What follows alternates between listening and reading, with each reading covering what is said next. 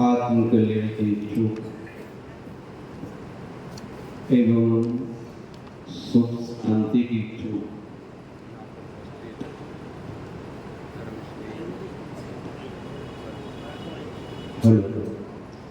आत्मकल्याण के इच्छुक एवं यहाँ पर उपस्थित धर्मश्री अनुभव पंच परमेष्टि पाचक लमोकार मंत्र जो सभी पापों का नाश करने वाला है, पुण्य का प्रकाश करने वाला है, प्रत्येक भक्त आत्मा की जीवन की यात्रा को मंगलमय बनाने वाला है। इसलिए हम सभी महानुभाव बड़े श्रद्धा भक्ति के साथ में मुस्कुराते हुए अपने दोनों हाथ जोड़ लें, तीनों योगों को सुव्यवस्थित कर लें, उस महामंत्र को पढ़ने हेतु जिससे हमारी यात्रा मंगल हो सके।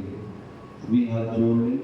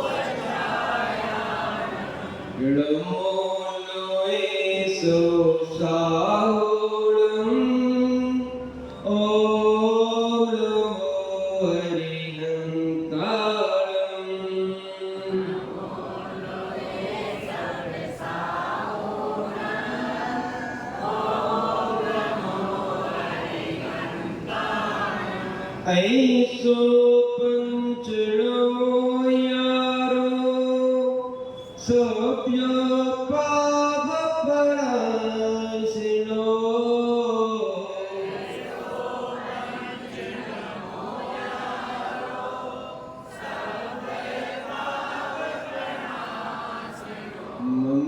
मंगलारंच सवेसिं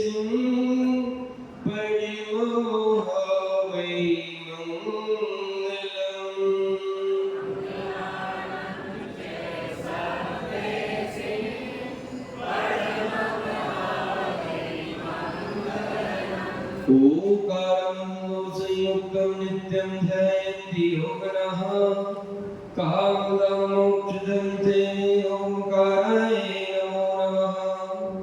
अरुण शब्दगणो वा प्रचारे सकल भूतल बल कलंका मुनिवे रूपासे तीर्था सरस्वती हरतो मुक्तां अज्ञान्ति ग्राम धारां ज्ञानाञ्जन शलाकया चक्षुरुं तमै तस्मै श्री गुरुवे नमः।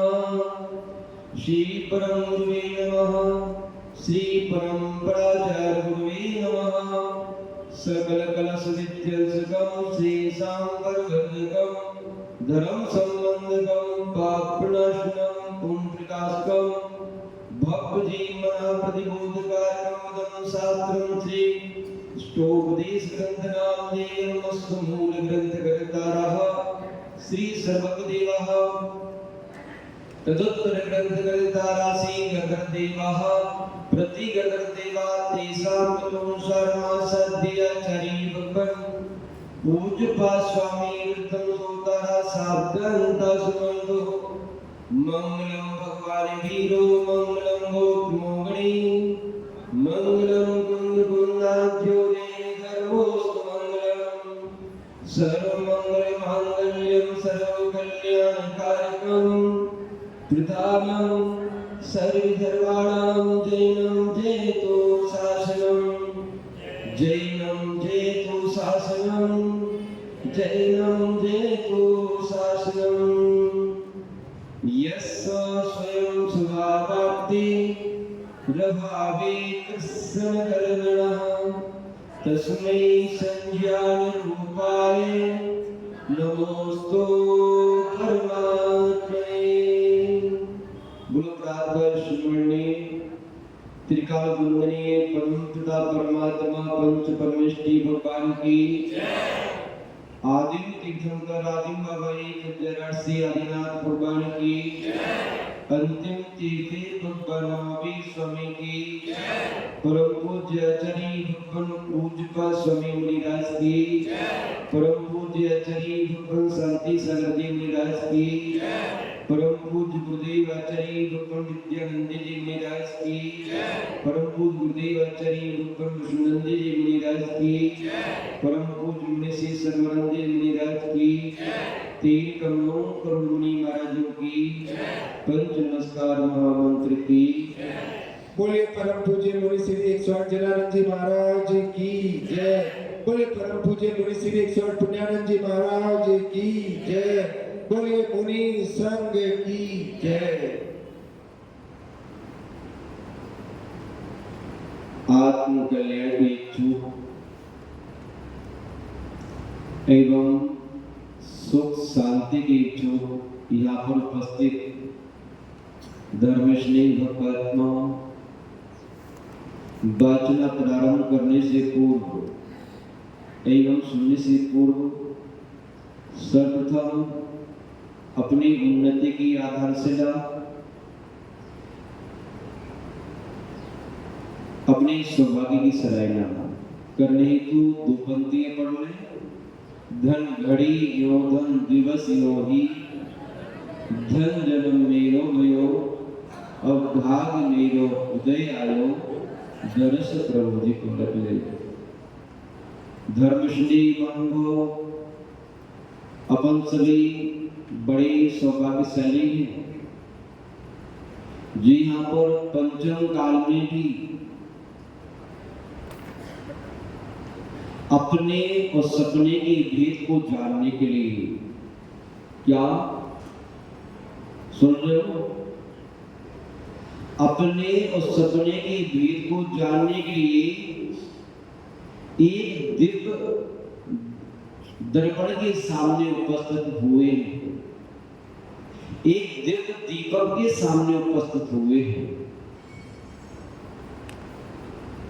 धर्मश्री महानुभाव जैसे दर्पण और दीपक के अभाव में हम अपने और पराये के भेद को, अच्छे बुरे के भेद को जान नहीं पाते, क्योंकि अपने और पराये के भेद को जानने के लिए प्रकाश चाहिए। क्या चाहिए? प्रकाश चाहिए, क्योंकि अंधकार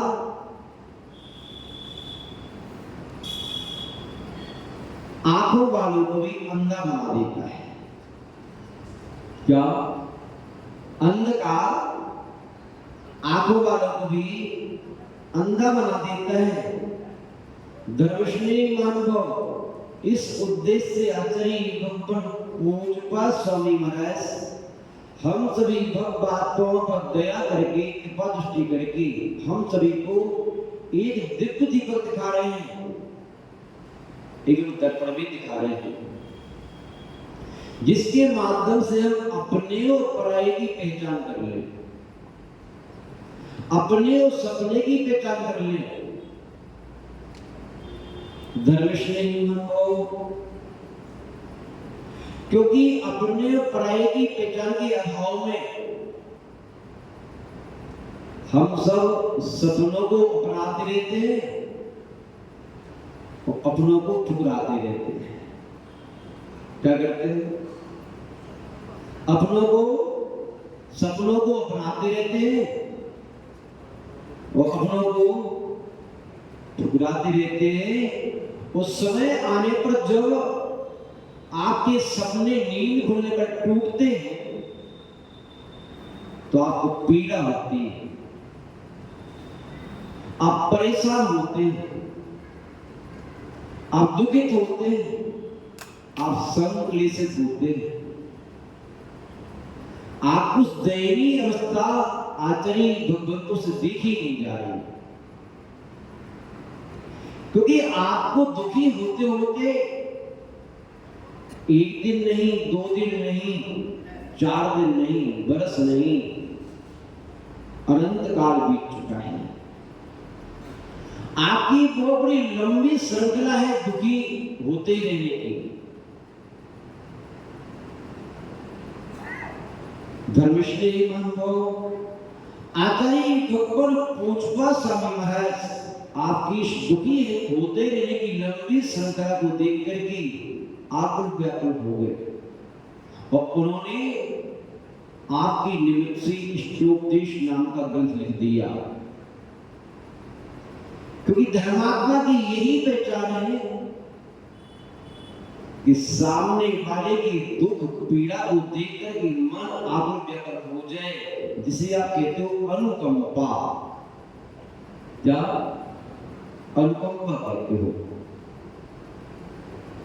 आचार्य महाराज यहाँ पर इष्टोपदेश के माध्यम से आपको अपने और सपने की पहचान कराना चाहेंगे।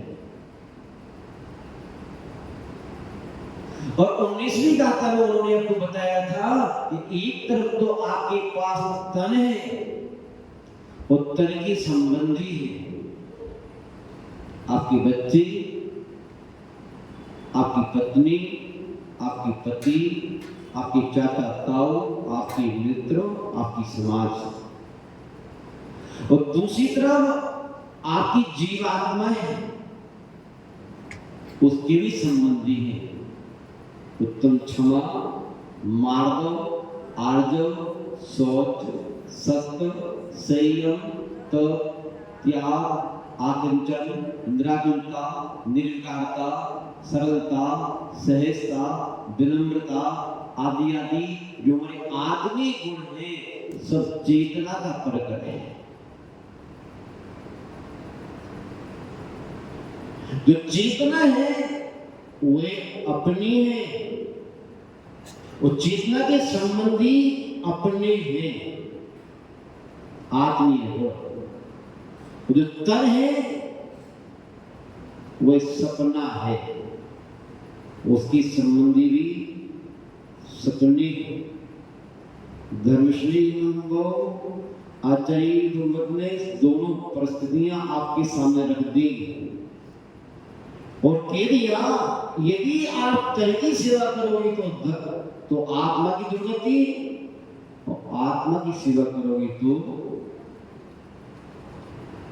और 19वीं गाथा में तो आचार्य महाराज ने आपको सब कुछ परोस दिया और कह दिया भैया कि बताओ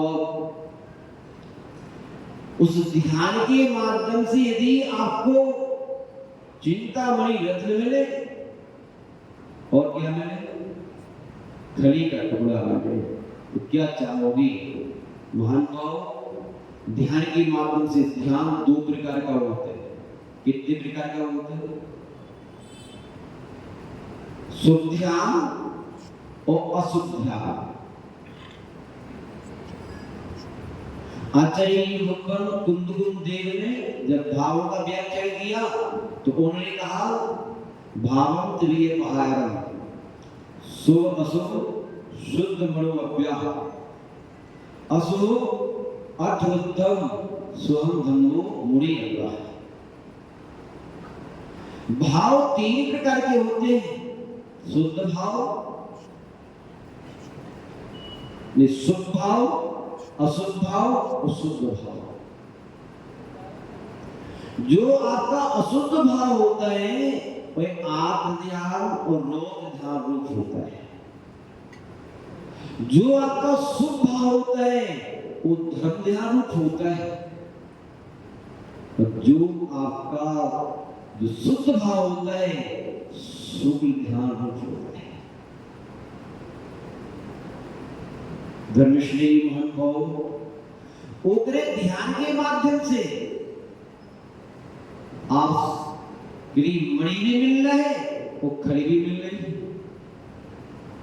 क्या चाहोगे, क्या चाहोगे? मणि चाहते हो। यदि मणि चाहते हो, खड़ी नहीं चाहते, तो आचार्य महाराज से कह रहे हैं कि आप ध्यान रौद्र ध्यान से हटो। क्या आत्म ध्यान रौद्र ध्यान से हटो, जो पर निमित्तक होता है। जब भी हमारी दृष्टि स्वयं को छोड़ करके पर की ओर जाती है, तो हमारी आत्मा आत्म ध्यान से ग्रसित हो जाती है।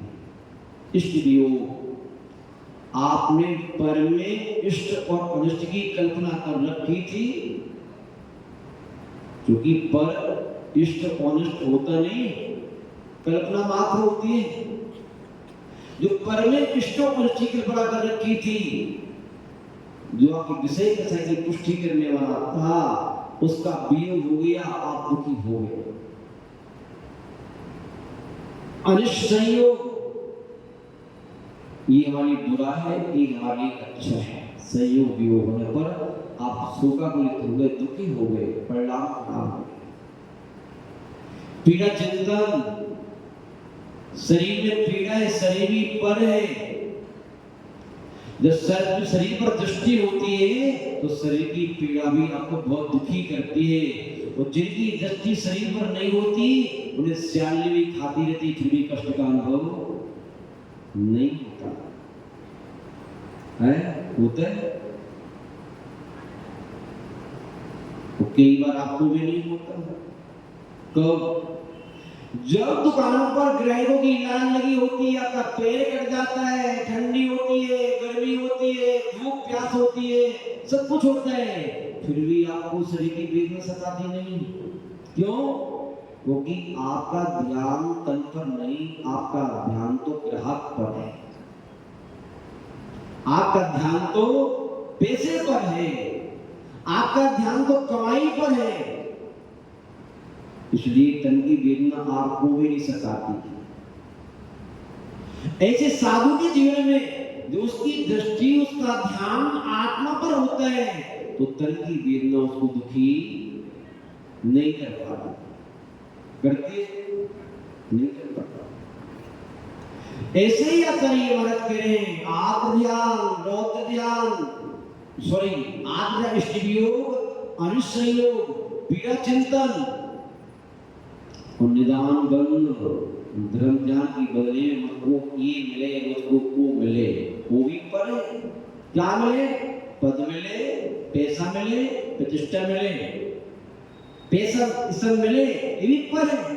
जब भी हमारी दृष्टि पर जाएगी, तो नियम से आप ध्यान रौद्र ध्यान के शिकार बनेंगे। वस्तुएं आप ध्यान कराती है, वो वस्तु का स्वरूप ध्यान ध्यान कराता है। वस्तु का स्वरूप पर दृष्टि रखो, मात्र वस्तु पर नहीं। ऐसे ही करो। हिंसानंदी, मिसानंदी, चौड़ियानंदी, विषय संरक्षणंदी। आचार्य महाराज हम सभी के लिए यही कह रहे हैं कि भैया चित्त की एकाग्रता ध्यान है। यदि अपने चित्त को एकाग्र करना है, तो अपने चित्त को एकाग्र पर नहीं, स्वयं पर इस पर रखो, तो आप ध्यान रौद्र ध्यान से बच सकते हो। अपना चित्त की एकाग्रता वस्तुओं पर नहीं, वस्तु स्वरूप पर चित्त एकाग्र करो।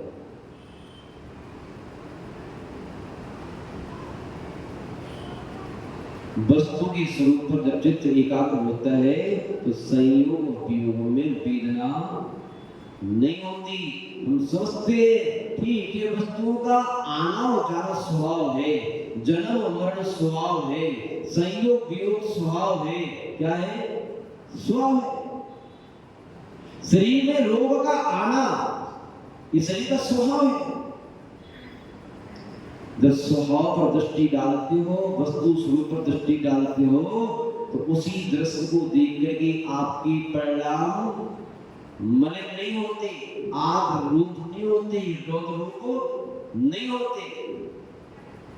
महान को जब सिर पर दृष्टि जाती है, वस्तु स्वरूप पर दृष्टि जाती है, तो उसी दृश्य की उपस्थिति में आपका धर्म ज्ञान बन जाता है। क्या बन जाता है? धर्म ज्ञान। आपके लिए पीड़ा हुई, किसी वस्तु का वियोग हुआ, जब परिणामों में निरंतरता होती है अर्थात धर्म ज्ञान चल रहा होता है, उसमें आप सोच लेते हैं।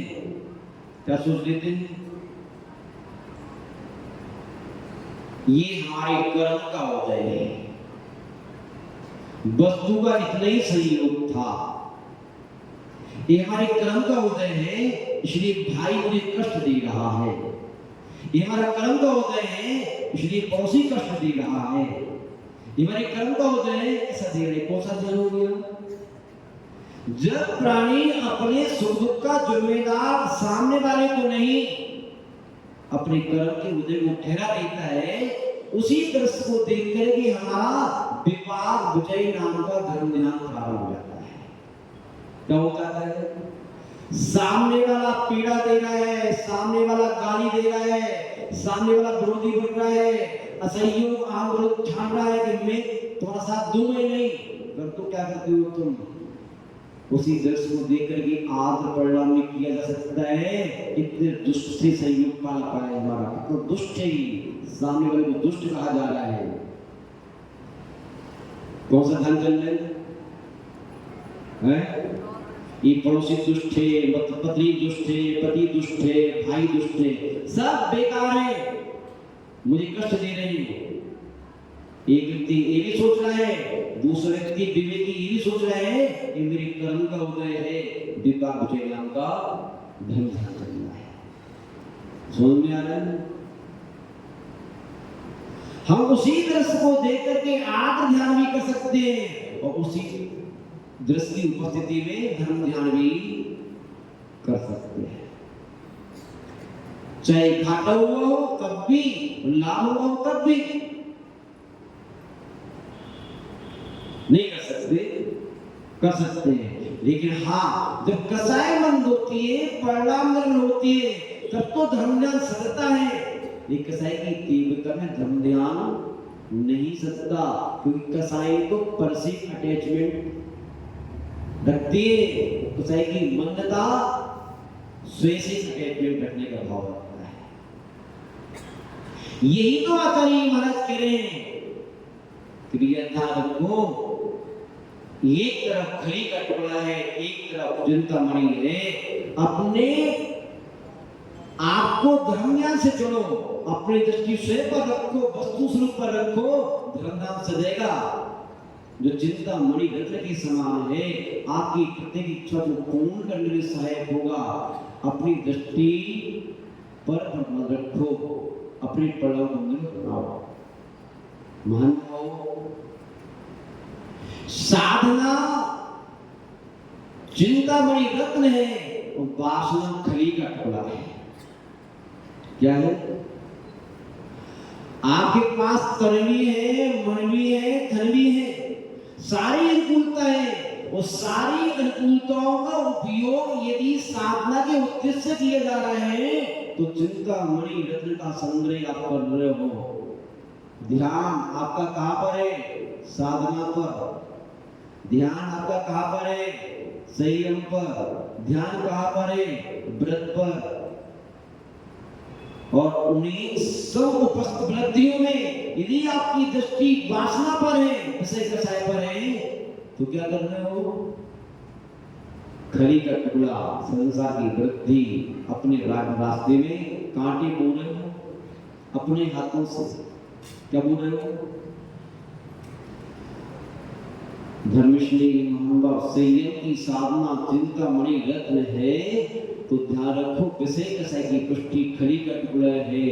लेकिन बड़ी मजे की बात तो ये है कि जब कोई व्यक्ति ऊपर जाकर के नीचे देखता है, क्या द्रव्य से तो उसने संयम धारण कर लिया है, लेकिन भाव अभी भी वासना पर है, विषय कसाई पर है, संसार पर है। कैसे? जैसे चील होती है, चील आकाश में उड़ती है, लेकिन दृष्टि मल पर होती है, मांस पर होती है। कहाँ होती है? वही चकोर होती है तो जमीन पर रहती है, लेकिन चंद्रमा को देखती है। बस ऐसे ही आचार्य भगवान आपको ये भी बता देना चाह रहे हैं कि द्रव्य से आप पूजा कर रहे हो, पाठ कर रहे हो, दान कर रहे हो, त्याग कर रहे हो, बड़े बड़े शरीर की साधना कर रहे हो, बड़ा त्याग कर रहे हो, बड़े बड़े तप कर रहे हो, दुनिया बाय बाय कर रही है, लेकिन आपकी दृष्टि अभी भी ऊपर जाकर के चीड़ की भांति संसार पर पड़ी हुई है। आप ध्यान, गौत्र ध्यान, ये बुरा है, वो बुरा है, ये अच्छा है, वो बुरा है, यहाँ आकर के भी विषय कसाई की पुष्टि। समझो, चीड़ ऊपर रह के भी दृष्टि संसार पर है, और एक सदग्रस्त भी जो संसार भीरू है। क्या है? संसार भीरू में चार मोनी ग्रह के उदय में वो चार धर्म तो नहीं कर पा रहा है, लेकिन घर में रहता हुआ मछली की भांति तड़प रहा है। थोड़ी कुछ बराबर होती है जीवों की, उसका हृदय कांप जाता है, और घर में रहता हुआ साधु पर दृष्टि रखकर की, सैनिक की पर दृष्टि रखकर की, त्यागी पर दृष्टि रख के क्या कर रहा है? वह चकोर है। क्या है? नीचे रह करके भी परमेष्टि पर दृष्टि है, और आपकी ऊपर रह के भी वही कहानी दृष्टांत याद आ रहा है, सुना दे आप कहोगे महाराज जी ये आपने कहानी सुनी होगी। एक बहुत बड़ी पहाड़ी के ऊपर महात्मा जी थे, बहुत बड़ी उत्तम साधना करते थे, जिनकी ख्याति दूर दूर तक थी। हजारों व्यक्ति उनकी चरण स्पर्श करके अपना सौभाग्य की सराहना करते थे कि मेरा जीवन धन्य हो गया इनके चरण स्पर्श करके, इनकी बेरा की मुद्रा को निहार करके। धर्मश्री मानो सत्य निर्विकारी दृष्टि ही निर्विकारी को देख करके सौभाग्य का अनुभव करती है। क्या? ध्यान से सुनना, निर्विकारी दृष्टि ही निर्विकारी को देख करके सौभाग्य का अनुभव करती है, अन्यथा जिसकी दृष्टि विकारी है वह निर्विकारी को भी देख करके कसाई का पुष्टि कर लेती है, अच्छे बुरे का भेद कर लेती है, परिणामों को संग्रहित कर लेती है। क्यों? ये दृष्टि निर्विकारी की नहीं, आपकी दृष्टि की गलती है। धर्मश्री महानुभाव हजारों व्यक्ति अपने सौभाग्य की सराहना करते थे। उस पहाड़ी के बाजू में एक बहुत बड़ा महल था, बाग बगीचा था, उसमें वेश्या निवास करती थी, वो भी पांचवी वेश्या थी। उसके रूप सौंदर्य की चर्चा देश देशांतर थी। हजारों राजश्रेष्ठी कुकर्मों को करने वाले गंदे लोग वहां आते थे और आकर के अपनी वासना की पुष्टि करते थे, पाप की पुष्टि करते थे। धर्मश्री दृष्टांत बहुत स्पष्ट है। जब शाम के वक्त सन्यासी अपने मंदिर की छत पर मजीरा हुई भजन करते थे, आरती उतारते थे, कीर्तन करते थे, वहां की आवाज वेश्या की महल की छत तक आती थी। वही भी पुण्य क्रम का उदय आने से, परिणामों की निर्मलता होने से, कसाई की मंदता होने से उसकी दृष्टि पर से हटकर के स्वयं पर पहुंच जाती थी। वही सोचती थी धिक्कार मेरे लिए, मैं इतने रूप सौंदर्य से युक्त शरीर को पाकर के, मनुष्य प्रेम को पाकर के भी पाप करके दुर्गति के द्वार खोल रही हूँ, और धन्य ही महात्मा जो नर्तन रतन को पाकर के ये नर से नारायण बनने का, इंसान से भगवान बनने का और पुरुष से परमात्मा बनने का मार्ग तैयार कर रहा है। मैं इसकी साधना के लिए प्रदान करती हूँ। बब्बर, कौन सा दिन आएगा ऐसा जिससे मेरा पाप से पीछे छूटेगा? बेचैन होती थी, परेशान होती थी, निरंतर यही भावना भाती रहती थी। देखो, बाहर से देखने में आ रहा है कि पापी है, लेकिन उसका अंतरंग साधु बन चुका है। क्या? उसका अंतरंग साधु बन चुका है। धारणा बाहर की साधु, बाहर की पुजारी, बाहर की व्रती, बाहर की संयमी, बाहर की तपस्वी सब बनने के साथ साथ में अपनी दृष्टि एक बार अंदर में डाल लिया करो। ये पुजारी है कि भिखारी, संयमी है कि असंयमी, साधु है कि श्रावक, सम्य दृष्टि विदृष्टि बाहर से काम चलने वाला नहीं है। एक बार अंतर में दृष्टि डालना बहुत जरूरी है। धनुष्णी अनुभव आचार्य महाराज कह रहे थे कि ये वैश्या साधु की सराहना कर रही है, लेकिन वह संत जब प्रातः अब्बा शाम के वक्त ढोल मजीरी जाती वक्त भी दृष्टि कहाँ होती थी? नीचे लाइन लगी है, गाड़ी पर गाड़ियां खड़ी है, उसकी इंतजारी चल रही है। उसको देख करके, उस रूप सौंदर्य से युक्त उस रूप राशि को देख करके उस महात्मा की दृष्टि भी उथल पुथल हो जाती थी, आंखों व्याकुल हो जाती थी, वासना का भूस सवार हो जाता था और सोचता था मैंने वाकई में बहुत बड़ी भूल कर रही हूं। ये जवानी संन्यास धारण करने के लिए नहीं, ये तो विषय वासना की पुष्टि की भूख भोगने की हुआ करती है। संन्यास तो व्रत वस्त्र धारण किया जाता है। देखो, जीवन का आनंद तो यही है। याद रखो, ये सब क्रम चलता रहा दोस्त एक तरह का सन्यासी है, एक अंदर का सन्यासी है, एक तन का पापी है, एक मन का पापी है। मृत्यु होने के बाद में सन्यासी का क्या हुआ? सन्यासी के शरीर का विमान निकाला जा रहा है। हजारों लाखों व्यक्ति उसके शरीर की पूजा कर रहे हैं और वैश्य की लाश को बांध करके बुरी तरह ले जाया जा रहा है नरकट की ओर। लेकिन उनकी आत्मा,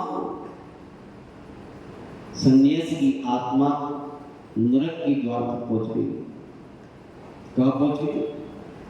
कान लिया मुझे यमदूतों से कहा, मैंने संन्यास धारण किया था। नहीं महात्मा, आपके तन ने साधना की थी, पूजा हो रही है। देखो, चंदन से, घी से, कपूर से जलाए जा रहे आपका शरीर, फोटो लगाई जा रही है। आपकी आत्मा पापी थी, इसलिए आपकी आत्मा नहीं है। और जिस वेश्या ने तन से पाप किया था, दशा दिनों उसकी तन की, और आत्मा ने पुण्य किया था, परिणाम निर्मल किए थे, इसलिए स्वर्ग जाएंगे। धर्मश्री महानुभाव आचार्य महाराज द्रव्य क्रिया और भाव क्रिया का दृष्टिपात कराते हुए कह रहे हैं, ध्यान के माध्यम से हम मणि भी प्राप्त कर सकते हैं और फल भी प्राप्त कर सकते हैं। दृष्टि यदि आत्मा पर है, किस पर है? तो आत्मा पर है, तो प्रत्येक क्रिया में आपका धर्म ध्यान सदेगा। और दृष्टि यदि तन पर है, तो प्रत्येक क्रिया में आपका आत्म ध्यान होगा और रोध ध्यान होगा। अगली पंक्ति में आचार्य महाराज बताना चाह रहे हैं, उस आत्मा का स्वरूप क्या है, जिसका चिंतन करने से, जिसका ध्यान करने से हमारा धर्म ध्यान सकता है, जिससे हमारी आत्मा अजर अमर होती है। उस आत्मा का स्वरूप क्या है? तो आचार्य महाराज हम सभी को बहुत ही अच्छा उदाहरण दे रहे हैं। शास्त्र का खोल ले, प्रश्न नंबर 25 और श्लोक नंबर 21। स्वसंवेदं सुव्यक्तस्य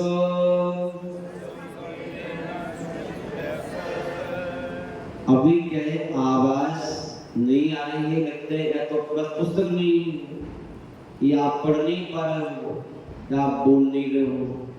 लेकिन आपके लिए जिनका शास्त्र ना हो तो प्राप्त कर सकते हैं, यदि हो तो आप पढ़ सकते हैं, ठीक है ना। आपकी आवाज फिर कहाँ काम में आएगी, भगवान की वाणी पढ़ने काम में नहीं आएगी। तो श्री ध्यान रखिएगा, स्वसंवेदं सुव्यक्तस्य तनुमात्रो निरत्यः स्वसंवेदं सुव्यक्तस्य तनुमात्रो निरत्यः अत्यंत सौख्यवानात्मा लोकालोक विलोकिनः। अब ध्यान रखिए, अभी आपको 3 बार पढ़ना है, लेकिन एक साथ पढ़ना है आपको। ये विशेषता है, भले ही 3 बार ही पढ़ेंगे आप 5 बार पढ़ोगे, लेकिन पढ़ना एक साथ है, लय से पढ़ना है, ताल से पढ़ना है, खिचड़ी नहीं बनाना है, जिससे आपको भी विशुद्धि बढ़ेगी, हमें भी विशुद्धि बढ़ेगी, सबको आनंद आएगा। ध्यान रखिएगा, साथ में बढ़ रहे हैं, स्वसंवेदं सुव्यक्तस्य तनुमात्रो निरत्यः अत्यंत सौख्यवानात्मा लोकालोक विलोकिनः। और प्लीज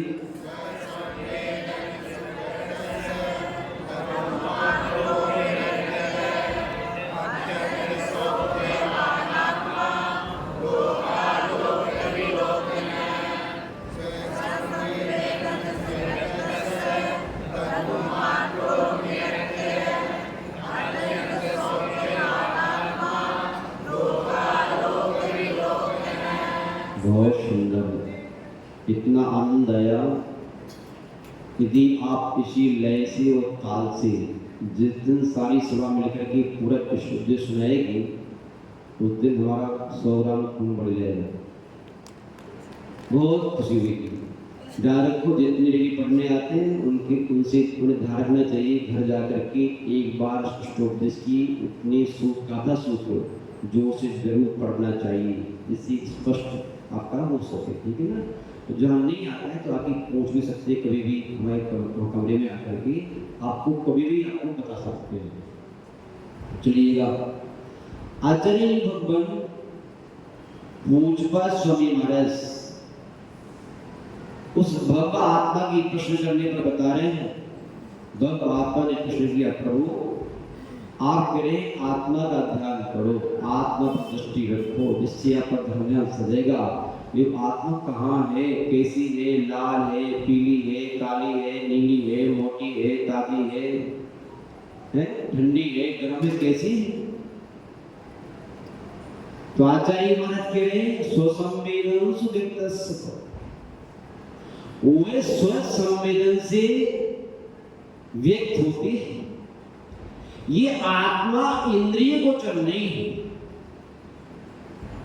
आंखों से दिखती नहीं है, स्पर्श करने में नहीं आती, कानों से सुनाई नहीं देती, घ्राण इंद्रिय से सूंघने में नहीं आती, और मन की भी अगोचर है। मन से आप चिंतन तो कर सकते हो, आत्मा का साक्षात्कार नहीं कर सकते। कैसे करोगे फिर? सुसंवेदन, यानी कि जब आपकी आत्मा को आपकी आत्मा का संवेदन होगा, तब जाकर के वो आत्मा व्यक्त होगी। उस संवेदन कब होगा? जिस पर दृष्टि होती है उसका संवेदन होता है। दृष्टि बदलते संवेदन में अंतर आ जाता है। क्या देखो, आपने भी दृष्टांत सुना, साधु था पहाड़ी पर, सम्मेलन था वैश्य का, वैश्य थी वैश्य में सम्मेलन था साधु का। सम्मेलन जहां पर दृष्टि है उसका संवेदन। जब तक आपकी दृष्टि पर से नहीं हटेगी तब तक आपकी अपनी आत्मा का संवेदन हो नहीं सकता है। हो सकता है क्या? नहीं हो सकता। तो क्या करना पड़ेगा? जो आपकी पर दृष्टि अड़ी हुई है, पर से अपेक्षाएं, पर से सुख पाने की, शांति पाने की, समृद्धि पाने की, बड़ा होने की, वो पर से दृष्टि हटा लो। तो आपको अपनी आत्मा का संवेदन, हम क्या करते हैं, पर को बाहर से बहुत बार छोड़ देते हैं। क्या? पर को बाहर से बहुत बार छोड़ देते हैं, लेकिन छोड़ने का दृष्टि पर ही अड़ी रहती। आपको एक बार शांति सागर महाराज जी का दृष्टांत सुनाया था। महात्मा जी ने कुटिया बनाई और आचार्य शांति सागर जी महाराज जब वहां से गुजरे तो महात्मा जी शांति सागर महाराज जी को अपनी कुटिया में ले जाना चाहा। वो कहा उनसे कि आचार्य सिंह, हमने बहुत बड़े परिवार को छोड़ करके संन्यास धारण कर लिया है। अच्छा किया ना? और देखो जंगल में आके कितनी सुंदर घास उसकी कुटिया बनाई। क्या कहते हैं आराम से। आचार्य शांति सागर जी ने कहा, एक घर को छोड़ा, दूसरा बसा लिया। क्या छोड़ा आपने? पहले उसमें लाभ था, अब इसमें लाभ है। फिर उसको लेके परेशान रहते थे, अब आप इसको लेके परेशान रहते हैं।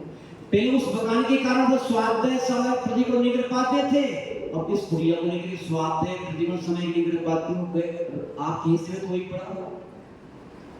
जिस स्वाध्याय समय प्रतिकूल करने के लिए आपने कुटिया छोड़ी थी, वो तो आपकी आज भी नहीं हो रही, उसमें बिगड़ी तो आज भी आ रहा है। उसकी बात में दिमाग तो नहीं, बात तो सही बात कर रही है। इस संन्यास को धर्म ने स्वाध्याय के किया था, घर में नहीं हो पाता था। समय करने के लिए किया था, घर में नहीं हो पाता था। प्रतिक्रम करने के लिए किया था, घर में नहीं हो पाता था। लेकिन बात तो यही है, सुबह से शाम तक कुटिया की देख रेख में पूरा दिन निकल जाता है। सही कहा। आचार्य महाराज इतना कहकर के आशीर्वाद देकर के बिहार कर गए, फुलझड़ी छोड़ गए, आग लगा गए। क्या लगा गए? हाँ, हम भी आग लगाते हैं, चिंता मत करना। लेकिन साधुओं की आग से आपकी विकार जलते हैं। क्या जलता है? विकारों में आग लगाने की आग होती है साधु के पास। और सन्यासी ने क्या किया? तुरंत बेसब्री के साथ गया, जाकर के कुटिया में आग लगा के आग जलाती कुटिया, और जल्दी दौड़ लगाता हुआ दौड़ता आया आचार्य शांति सागर महाराज के पास और बोला, आचार्य श्री बोली सुनाइए क्या बात है? बोले हम तो आपकी बात को अक्षर सा मानी, हृदय बैठ गए, आपने हमारी आंख खोल दी, हमारा जीवन निहाल कर दिया आपने। तो क्या कर दिया भैया? बोले आपने जो कहा एक घर छोड़ा दूसरा बसा लिया, बहुत सही बात कही आप हृदय के भगवान है। सो हमने उस कुटिया में आग लगा, जला के रात करके आ गए हम तो अपनी कुटिया में। किसकी कुटिया में? अपनी कुटिया में आग लगा के आ गए। लेकिन आचार्य से कुटिया ठीक कुटिया तो आचार्य से भैया आपने बाहर की कुटिया तो जला दी, अंदर की कुटिया अभी भी सुंदर बनी हुई है, आपकी थी भी है, लेकिन बाहर नहीं गई। कहने का तात्पर्य आचार्य महाराज कह रहे हैं कि स्वसंवेदन जब तक पर दृष्टि पर नहीं छोड़ दी है, दृष्टि तो नहीं लगी हुई है आपकी, तब तक छोड़ा क्या हो गया? सब बराबर हो गया। और दृष्टि हटते ही साथ भले ही वहाँ बने भी रहो ना, तो आपके लिए वो आंखों व्यापन न कर पाएगी। समय आपका हो चुका है, 5 मिनट बाकी है।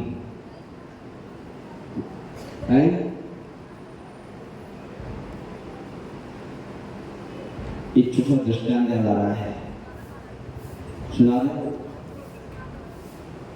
सुनाई दे, मन नहीं मान रहे हमारा, बहुत मुश्किल तैयार करके आया।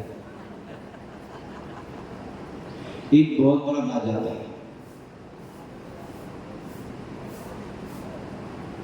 बहुत बड़ा राज्य था, बेहदशाली था। ये साधु सन्यासियों का उपदेश सुनकर के इसके अंदर लगा ये सब बेकार है, सोची शाम तक प्रजा को संभालो, गद्दी बैठो, इसको संभालो उसको संभालो, यही करते रहो, अपने उस पर देख किसी की चिंता करते रहो। इसलिए अध्यात्म को अपनाना है, और अध्यात्म को अपनाने के साधु बनना बहुत जरूरी है। इसलिए उसने साधुओं के चरणों में आकर के नमस्कार किया और कहा, महात्मा मेरे अंदर भी आपकी उपदेश का दिव्य प्रकाश जागृत हो रहा है। आपके उपदेश मेरी आंख खोल दी और मैं समझ गई आज कि जिंदगी की सार्थकता संन्यास धारण करने में है, राज का पालन पोषण करने में है। वो मैंने सोच रखा है जिस दिन भी मेरे राज का कोई वारिस मिल जाएगा, मेरे राज को संभालने वाला मिल जाएगा, उसी दिन मैं अपने राज को छोड़ दूंगा और साधु बन जाऊंगा और अपनी आनंद की जिंदगी जीऊंगा। बहुत टेंशन रहती है राज को लेकर के, कहा भी है राज समार महाकार बेर बराबर। मैं राज का मालिक बन के नहीं, मैं स्वराज का मालिक बनना चाहता। किसका? इस राज का नहीं, स्वराज का मालिक बनना चाहता हूं। और जब तक बाहर का राज नहीं छूटेगा तब तक स्वराज मिलने वाला नहीं। मेरा बालक छोटा है, बड़ा हो जाएगा उसको राज लेकर के साधु बनूंगा, शांति से रहूंगा। महात्मा जी बड़े पहुंचे हुए थे, वो जानते थे ये साधु किस बनना नहीं, बहाना बना रहा है, उसका रास्ता खोज रही है। बोले यदि आप राज देना ही चाहते हैं, वारिस खोज रहे हो आप, तो मुझसे सब वारिस कौन मिलेगा? मुझे राज सौंपो ना, मैं संभाल लूंगा आपके राज्य को। क्या? मैं संभाल लूंगा, चिंता ना करिए आप। पूरी भारतवर्ष से मुझसे से आपका राज संभालने वाला कोई मिलेगा नहीं। वो व्यक्ति भी सोच के ही आया था, उसने कह दिया सौंपी बागडोर आपके लिए, संभालिए राज को। लेकिन आपने सब तो दी था बागडोर, ये अब आप क्या करोगे? मैं करूंगा क्या, अपने राज खजाने से कुछ पैसा निकालूंगा और अपने आराम से खाओ पीऊंगा, मस्त रहूंगा, बस जंगल में रहूंगा, मस्त रहूंगा। बोले आपने तो राज सौंप दिया मेरे लिए, मैं तो आपको पाएगी नहीं दूंगा। अब खजाना आपका थोड़ी, खजाना किसका है? खजाना तो मेरे,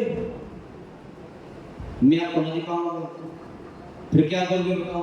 मैं करूंगा क्या?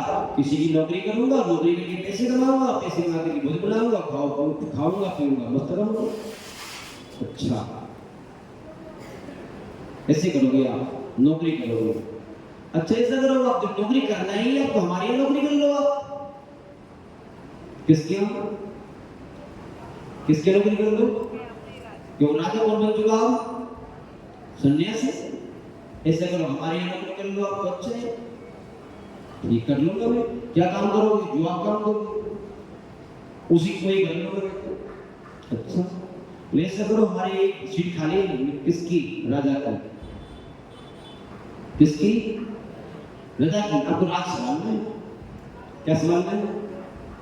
आपको राज संभालना है, और राज अच्छे से संभालना है। और जो भी आपका वेतन है माहे के माहे खजाने से निकाल लिया करो, भोजन पानी किया करो, वस्त्र पहना करो और सही करा करो एक कमरे में बड़ी आराम से। धर्मश्री मांगो, उसने ऐसे ही किया, ठीक है। क्रम वही बना रहा, सुबह से उठना, रात संभालना, सारी क्रियाएं करना, महीने के महीने अपना वेतन निकालना, ये भोजन पानी करना, मस्त करना। जब 2-4 महीने के उपरांत सन्यासी का आगमन वहां पर हुआ तो देखा अब राजा बड़ा खुशी आ गए, चेहरे पर चमक है, चेहरे पर रौनक है, चेहरे पर शांति है, आप उनका नजर भी नहीं आ रहे हैं। रखो रात जो ही वो क्रिया वही, कोई भी अंतर नहीं है। कुछ अंतर है, अंतर है कुछ, क्या बदला? कुछ भी नहीं बदला, लेकिन शांति आ गई, सुख आ गया, वो घर बैठे बैठे संन्यास भी आ गया, अंतरंग का। कहां से आ गए? अब क्या हुआ? स्वयं का संवेदन भी होने लगा। क्यों? परसी दृष्टि वह राज तो कर रहा है, लेकिन सन्यासी की नौकरी कर रहा है। क्या कर रहा है? ऐसे आचार्य महाराज कह रहे हैं, संसार में रहते हुए सारा काम करो, वह काम करने की मनाही नहीं है। जितने भी परमात्मा बने उन लोगों ने कोई नया काम नहीं किया था, जो आप कर रहे हो वही किया था। ऐसी पूजा की थी, ऐसे खाया था, पिया था, सोए थे, सारे काम किए थे, लेकिन बस उन्होंने क्या किया था? उन्होंने स्वयं पर दृष्टि रख के किया था। आप पर दृष्टि रख के करते हो। जिस प्रकार उस राजा ने नौकरी करी है, ऐसी आप परमात्मा की नौकरी करो कि मैं तो यहाँ पर क्या कर रहा हूँ?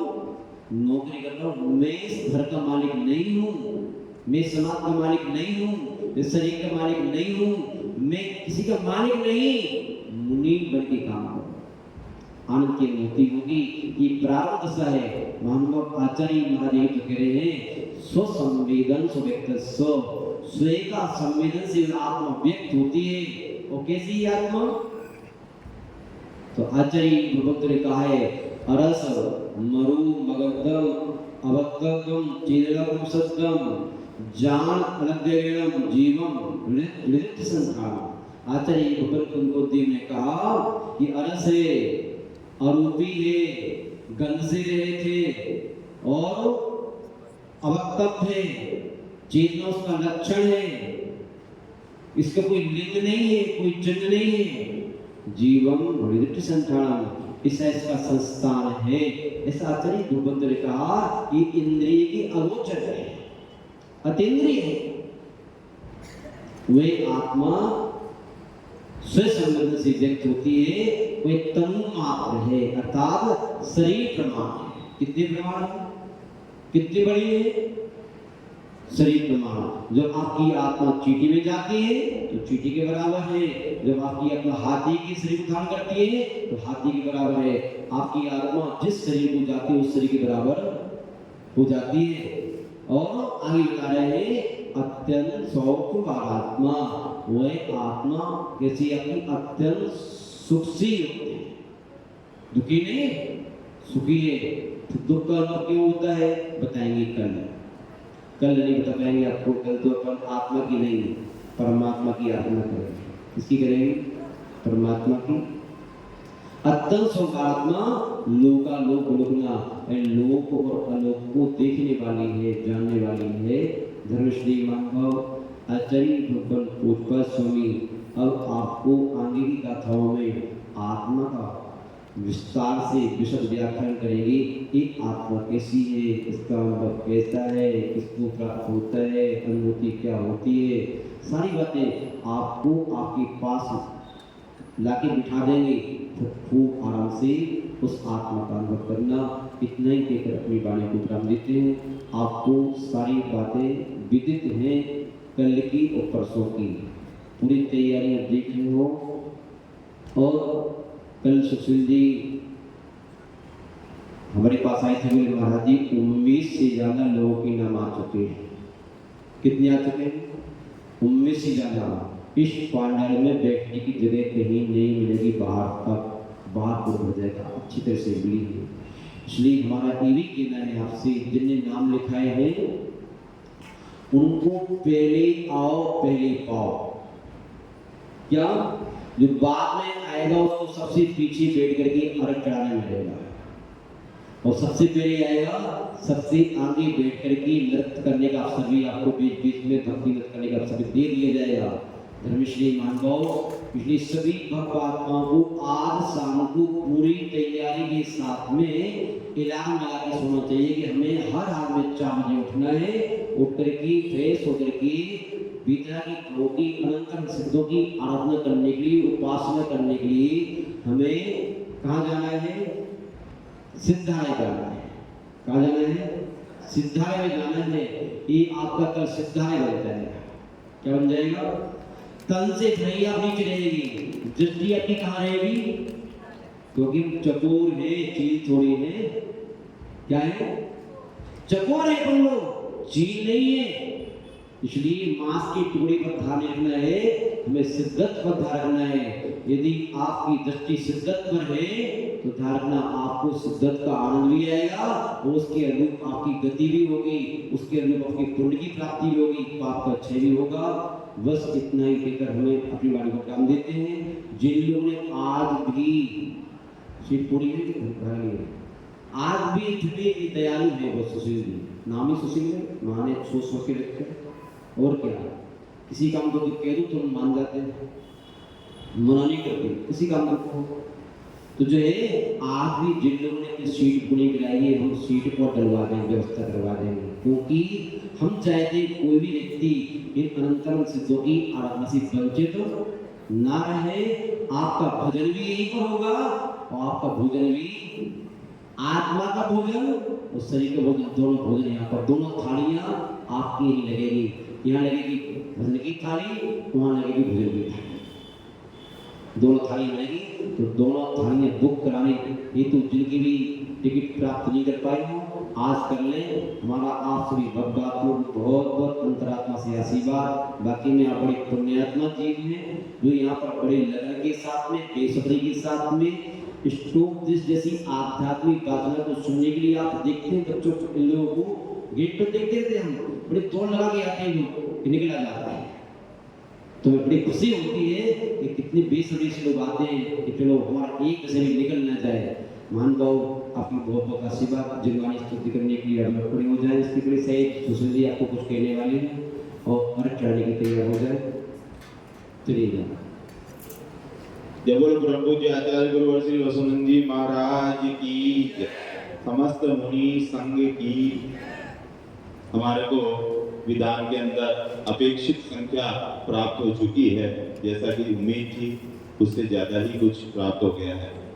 अब तो आप लोगों की विशालता बैठने वालों की इसमें देखनी है कि आप कितने और लोगों को आत्मसात कर पाते हैं। जैसे सिद्धार्थ में चित्त आत्मसात हो जाते हैं ना, वैसे एक दूसरे को आप लोग कितनी ज्यादा अवगाहना दे पाते हैं, ये अब आपके ऊपर डिपेंड है। बाकी हमारा अपेक्षित टारगेट तो करीब करीब पूरा हो गया है। सभी लोग कल सुबह यहाँ पे ठीक 6:30 बजे अभिषेक हो जाएगा। जिनको मंदिर में अभिषेक करना है वो 6 बजे से 6:20 तक अभिषेक होगा, और यहाँ पे ठीक 6:30 बजे अभिषेक की क्रियाएं प्रारंभ हो जाएगी। अतः उसके पश्चात तुरंत जो है नवदेवता पूजन और जो भी है विधान की और आरंभिक क्रियाएं जो होती है वो क्रियाएं होगी, और फिर विधान स्टार्ट अपना हो जाएगा। तो सभी लोग समय से विशेष ध्यान रखें कि समय से आएंगे तो आनंद आएगा, समय से नहीं आएंगे तो फिर गाड़ी दौड़ानी पड़ती है। समय तो समय ही है, इसलिए समय का विशेष गाड़ी समय पर दौड़ा देंगे, ये बात में बैठते रहेंगे। गाड़ी आपकी गाड़ी नहीं करेगी, ध्यान रखना, ये नोट कर लेना। हमारी गाड़ी पर देखा होगा जिस दिन से स्थापना हुई है, हमारा प्रयास ये रहता है ड्राइवर कि कोई आए चाहे नहीं आए, चाहे वाचना हो, चाहे स्वादन हो, चाहे कोई क्रिया हो, हम प्रयास यही करते हैं कि हम सारे काम समय पे करें, सारे समय। अभी तक का इस चातुर्मास का रिकॉर्ड रहा है कि 1-2 मिनट भी प्लस माइनस नहीं हुआ।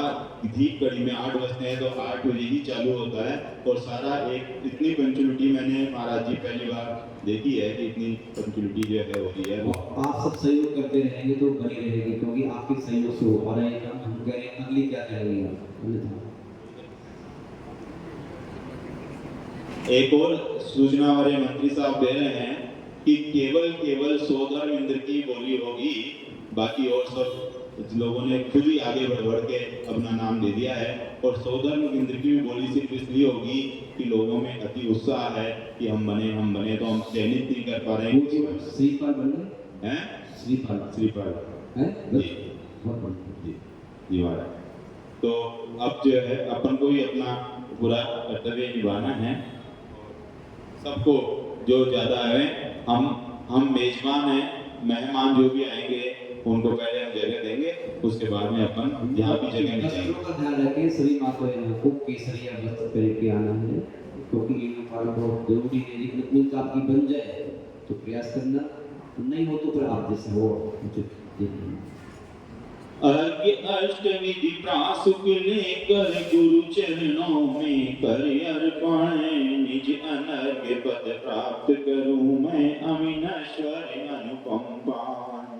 नमोकार उच्चारित करे आचार्य वसुनंदी गुण गाऊं, सर्वानंदी जिनानंदी पुण्यानंदी गुरु पूजन करे हर्षाऊं। ओम ह्रीं परम पूज्य मुनि श्री 108 मुनि श्री सर्वानंद जी महाराज, मुनि श्री जिनानंद जी महाराज, मुनि श्री पुण्यानंद जी महाराज सहित आचार्य गुरुवर श्री वसुनंद जी महाराज के चरणारविंदों में अनर्घ्य पद प्राप्त अर्घ्यं निर्वपामि स्वाहा। जल धन अक्षत फूल चरूचक दीप धूप यदि फल लावे, पूजा को ठानत जो तुम जानत, सो नर ध्यानत सुख पावे। तीर्थंकर की धुनि गण धरने सुनि अंग रचे चुनि ज्ञानमयी, तो जिन भरवानी शिव सुखदानी त्रिभुवन मानी पूज्य भई। ओम ह्रीं श्री जिन्मकोद्भव दिव्य अर्घ्यं निर्वपामि स्वाहा। बोधि समाधि परिणाम शुद्धि स्वात्मोपलब्धि शिव सौख्य सिद्धि, चिंतामणि चिंतित वस्तु दाने, त्वां वन्दमानश्च ममास्तु देवी, त्वां वन्दमानश्च ममास्तु देवी। धर्मश्री मानव, आज की धर्मसभा के मुख्य श्रोता के रूप में हमारे चित्रकूट दिगंबर जैन मंदिर के पदाधिकारीगण एवं समुची महिला मंडल ने इस सभा को व्रत किया। चित्र नारण, दीप प्रज्वलन, संतों की पात्र चलन और साथ भर करके हम सभी भक्तों के लिए अंतरा